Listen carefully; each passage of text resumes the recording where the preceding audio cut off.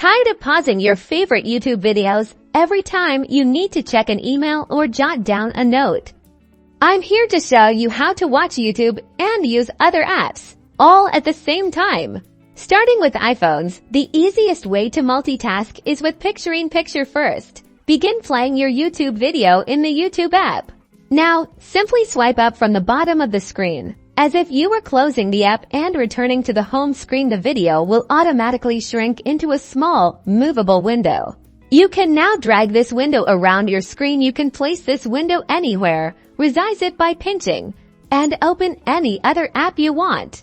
Moving on to Android, let's use split screen mode. Open the YouTube app and start playing your video. Next, swipe up from the bottom or tap the square overview button to see your recent apps. Look for the YouTube app. Long press the app icon at the top of the YouTube preview.